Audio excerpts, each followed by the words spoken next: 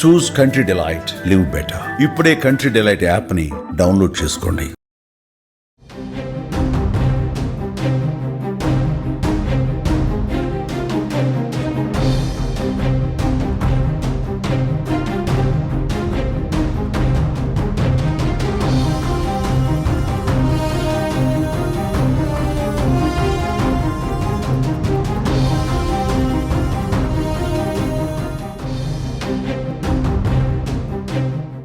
ఉత్తరాది రాష్ట్రాలలో వర్షాలు దంచి కొడుతున్నాయి. ముఖ్యంగా జమ్మూ కాశ్మీర్లోని పలు ప్రాంతాలలో అయితే భారీ వర్షాలు, వరదలు బీభత్సం సృష్టిస్తున్నాయి. ఈ నేపథ్యంలో నదిపైన ఒక బ్రిడ్జి కూలుతున్నటువంటి దృశ్యం సంచలనంగా మారింది. ఉన్నట్టుండి అక్కడ ప్రయాణాలు కొనసాగిస్తున్నటువంటి సందర్భంలోనే ఒక బ్రిడ్జ్ పిల్లర్ పూర్తిగా కుంగి ఆ నదిలో మొత్తం కిందికి దిగిపోయింది. దీంతో ప్రమాదకరంగా ఆ బ్రిడ్జ్ మారింది.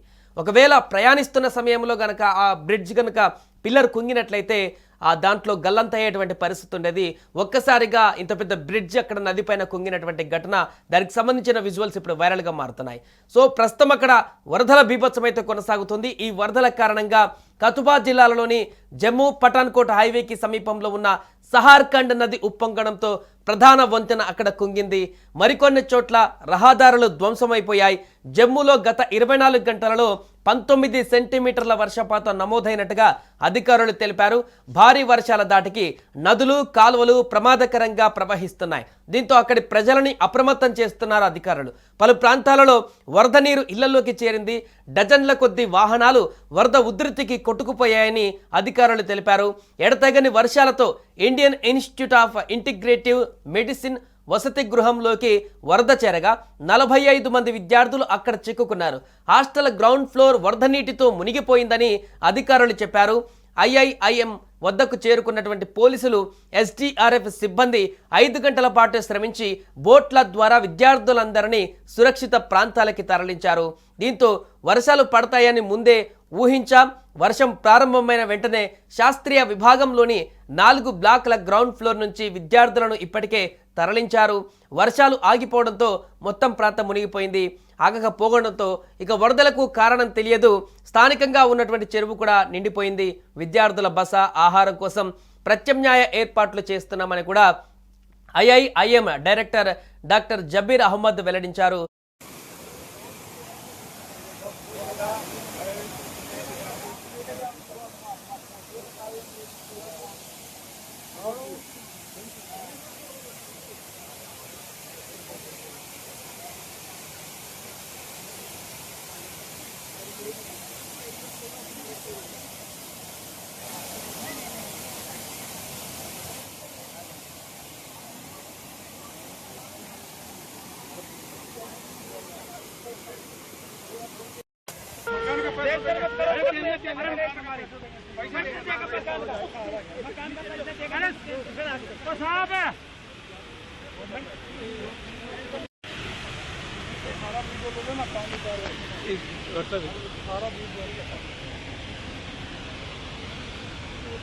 ज्यादा आगे मत जाए, आगे मत जाओ। नहीं वहाँ गहरा वगैरह पीछे पानी का लेने का गहरा, ज्यादा आगे मत जाओ, गाड़ी मत जाओ।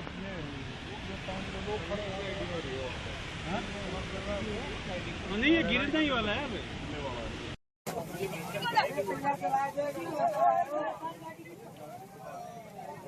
వ్యాప్తంగా కూడా ఈ వరదల పరిస్థితి అయితే ఆందోళనకరంగా మారింది.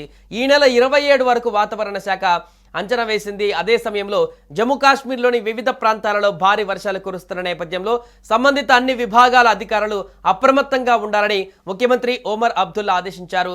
ఆగస్టు 27 వరకు ఎత్తైన ప్రాంతాలలో మేఘావృతాలు, ఆకస్మిక వరదలు, కొండచర్యలు విరిగిపడే అవకాశంతో ఉండడంతో పాటుగా తీవ్రమైన వర్షపాతం ఉంటుందని వాతావరణ శాఖ అంచనా వేస్తున్నందున ప్రజలైతే జాగ్రత్తగా ఉండాలని కూడా ఆయన సూచించారు. ఏదేమైనా కూడా భారీ వర్షాల కారణంగా అనేక నివాస ప్రాంతాల్లో వరదలు సంభవించాయని, నదులు ప్రమాద స్థాయిని మించి ప్రవహిస్తున్నాయని తెలిపారు.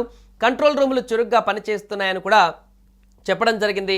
ఇక సీఎంఓ కార్యాలయం అన్ని విభాగాలతో సంప్రదిస్తుందని కూడా పేర్కొన్నారు.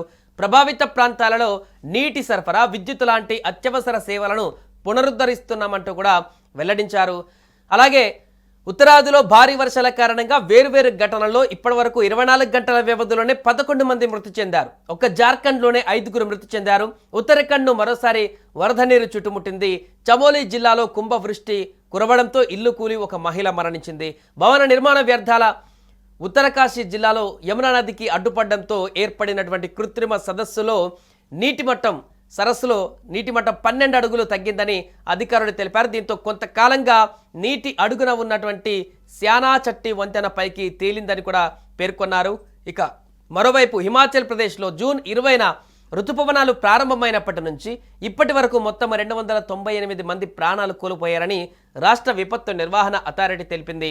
ఇక SDMA నివేదిక ప్రకారం 298 మరణాలలో 152 వర్షాలు, కొండచర్యల విరిగిపడడం, ఆకస్మిక వరదలు, ఇల్లు కూలిపోవడం, ఇతర వాతావరణ ప్రభావాల వల్ల సంభవించాయి. అదే సమయంలో 146 మరణాలు మాత్రం రోడ్డు ప్రమాదాలలో సంభవించినట్టుగా కూడా వెల్లడించారు. ఏదేమైనా కూడా ఇటు రాజస్థాన్లో కూడా కొన్ని ప్రాంతాలలో 24 గంటల వ్యవధిలోనే 50 సెంటీమీటర్లకు పైగా వర్షపాతం నమోదైందని వాతావరణ విభాగం తెలిపింది. కుండపోత కారణంగా 2 మహిళలు అక్కడ ప్రాణాలు కోల్పోయినట్టుగా చెప్పారు. తూర్పు రాజస్థాన్లోని లోతట్టు ప్రాంతాలు పూర్తిగా అక్కడ నీట మునిగి చెరువులను తలపిస్తున్నాయి. రహదారులు, వంతెనలు ధ్వంసమైపోయాయి. బుండీ జిల్లాలో డజన్ల కొద్దీ ఇల్లు కూలిపోయాయని కలెక్టర్ తెలిపారు. వరదల్లో చిక్కుకున్నటువంటి 500 మందిని తరలించేందుకు సహాయక బృందాలు సహాయక చర్యలు చేపట్టాయి. సవాయ్ మాధోపూర్, రణదంబోర్లోని ప్రాంతాలలో నడుముల్లోతు నీళ్లు చేరడంతో జనజీవనం స్తంభించిపోయింది. మాధోపూర్లో కుండపోత కారణంగా భూమి కొంగి అక్కడ వరద నీరు ప్రవహించడంతో ఆ ప్రాంతం చిన్న సైజు జలపాతంలాగా కనిపించింది. ఆ విజువల్స్ కూడా ఇప్పుడు వైరల్ అవుతున్నాయి. NDRF బృందం ట్రాక్టర్ ట్రాలీలో వరద ప్రభావిత ప్రాంతానికి వెళ్తుండగా వరద ప్రవాహానికి వాహనం అదుపు తప్పింది. దీంతో ట్రాక్టర్ ట్రాలీ బోల్తా పడింది. ట్రాలీలో ప్రయాణిస్తున్నటువంటి మొత్తం NDRF బృందం కింద పడిపోయింది. ఇక ఈ ప్రమాదంలో ఒక జవాన్ ట్రాక్టర్లో ఉంచినటువంటి పడవ కింద చిక్కుకున్నారు. వెంటనే స్పందించిన ఇతర జవాన్లు పడవ కింద చిక్కుకున్నటువంటి జవాన్ను కాపాడారు. అదృష్టవశాత్తు ఈ ప్రమాదంలో ఎటువంటి ప్రాణ నష్టం కూడా వరకు జరగలేదు. స్వల్ప గాయాలతో NDRF జవాన్లు సురక్షితంగా బయటపడ్డారు.